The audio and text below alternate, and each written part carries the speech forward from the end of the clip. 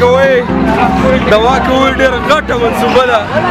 او د ملګرو په پلان په شریکه باندې خېجم زړه مې لګېږي او بس الله دې راته خیر کړي داسې مرتو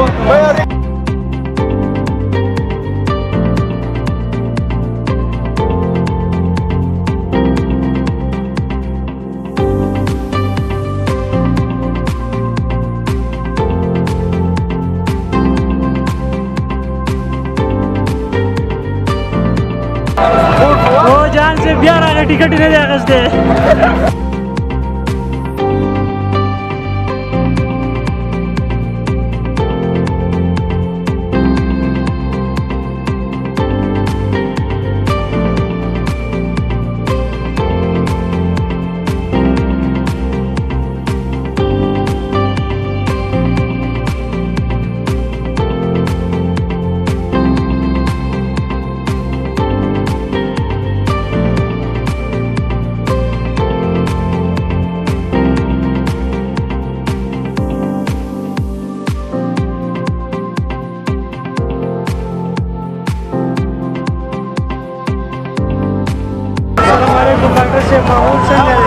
وعلیکم السلام ماحول خو ډېر زبردست دی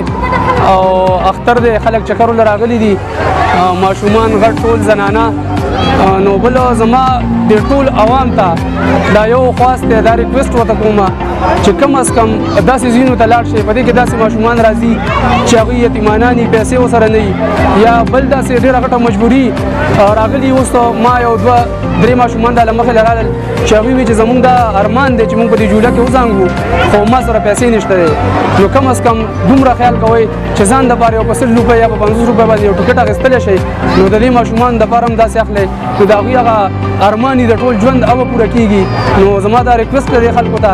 کم از کم دونه سوچ ته پکار دی چې په خپله ځانګې چې یو ماشوم د هغوی سره وځانګي د هغوی خوشحالي ده نو دا به ډېره غټه خبره وي او زما دغه ریکویسټ تاسو اکسپټ کړئ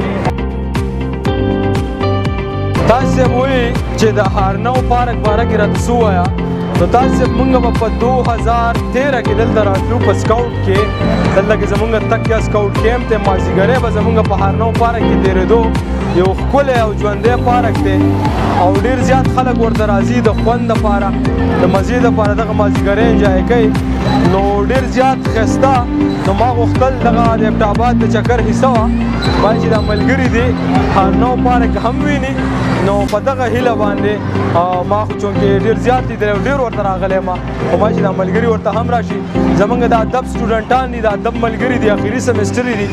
نو موږ غوښته چې یو داسې تاریخي موږ خپل یو دغه جوړه کړو یو ویډیو جوړه کړو چې زموږ د سمسټرو اخري یاد پاتې شي زموږ سره نو په دغه هیله باندې موږ دلته کې دا چکر را جوړ کړی ډېره مننه